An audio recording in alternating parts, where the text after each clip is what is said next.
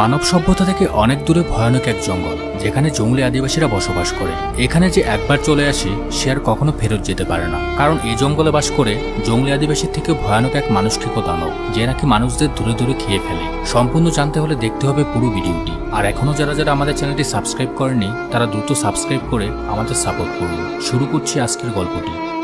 সিনেমার শুরুতে একটি ভয়ানক জঙ্গল দেখানো হয়। দিনের বেলাও জায়গাটা বেশ ভয়ানক। এরপর এখানে আমরা মাউরি নামক এক আদিবাসী সম্প্রদায়কে দেখতে পাই, যেখানে মাউরি সম্প্রদায়ের সর্দার সহ তার ছেলে হুঙ্গি এবং এই সম্প্রদায়ের সবাই উপস্থিত ছিল। কিছুক্ষণ পর সেখানে আরো একটি আদিবাসী সম্প্রদায় আসে, যার লিডারের নাম হলো ভীমা। মাউরি সম্প্রদায়ের সর্দার তখন ভীমাকে স্বাগতম জানায়। উনি আরো বলে, তোমার বাবা কোথায়? ওনারই তো আসার কথা ছিল। তখন ভীমা বলে, কোনো কারণে বাবা আসতে পারেনি, তবে উনি মাউরি সম্প্রদায়কে অভিনন্দন জানিয়েছে। মাউরি সম্প্রদায়ের সর্দার তখন জানায়, আমাদের দুই আদিবাসী সম্প্রদায়ের শান্তি প্রতিষ্ঠার লক্ষ্যে তাদের পূর্বপুরুষদের কাছে গিয়ে প্রার্থনা করতে, যেন আমরা কোনো যুদ্ধ মারামারি ছাড়াই শান্তিতে স্বাধীনতা নিয়ে বসবাস করতে পারি। ভীমা তখন সবাইকে এখানে রেখে পূর্বপুরুষদের সমাধিস্থলের দিকে যেতে থাকে। আদিবাসী সম্প্রদায়ের কাছে পূর্বপুরুষ হলো তাদের ভগবান। তারা মনে করে মৃত্যুর পর উপর থেকে তারা সবকিছুই দেখতে পাচ্ছে। তাদের পূর্বপুরুষদের সমাধিস্থলে কারো যাওয়ার অনুমতি নেই, কারণ তারা মনে করে এতে তাদের পূর্বপুরুষরা বিরক্ত হতে পারে। সর্দারের ছেলে হুঙ্গির মনে মনে সন্দেহ হয় যে ভীমা খারাপ কিছু করতে পারে, তাই সে গোপনে তার পিছু করতে থাকে।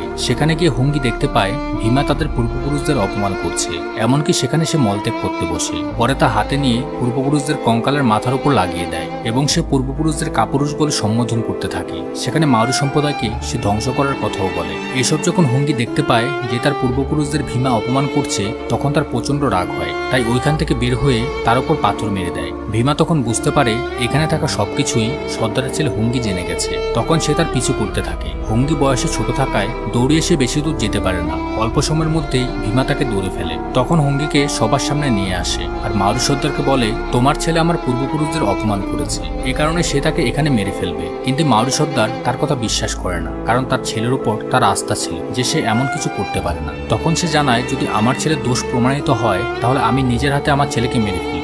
এই কথা শুনে ভীমা বলে, শুধু ছেলেকে মরলে তার কোনো লাভ নেই, সে চায় পুরো সম্প্রদায়কে হত্যা করতে। এখন তার অভিনয় করে লাভ নেই, কারণ সর্দারের ছেলে হুঙ্গি সবকিছু জেনে ফেলেছে। তাই তাদেরকে হুমকি দিয়ে তার সৈন্যদের নিয়ে সে এখান থেকে চলে যায়। মাউরি সম্প্রদায়ের এক যোদ্ধা এসে বলে, সর্দার আপনি শুধু একবার আদেশ দিন, ওদেরকে এখানে পিষে ফেলব। আমাদের এলাকায় এসে আমাদেরই হুমকি ধামকি দিচ্ছে। সর্দার সবার উদ্দেশ্যে বলে, আমি কোনো যুদ্ধ চাই না, কারণ যুদ্ধের কারণে তাদের অনেক পূর্বপুরুষেরা মারা গিয়েছিল এবং কেউ কেউ মারা যাওয়ার আগে সবাইকে বলে গিয়েছিল যুদ্ধ বন্ধ করার এবং শান্তি প্রতিষ্ঠা করার। তাই মাউরি সর্দার এই লক্ষ্যেই কাজ করে যাচ্ছে। বাড়ি ফেরার পর হুঙ্গি তার বাবার সাথে বসেছিল। তখন তার বাবা তাকে ডেডল্যান্ডের ব্যাপারে বলে, যেখানে সব বীর যোদ্ধারা বসবাস করত, কিন্তু এক রাতে এক দানব এসে তাদের সবাইকে মেরে ফেলে। এরপর রাতে যখন হুঙ্গি ঘুমাচ্ছিল তখন সে তার স্বপ্নে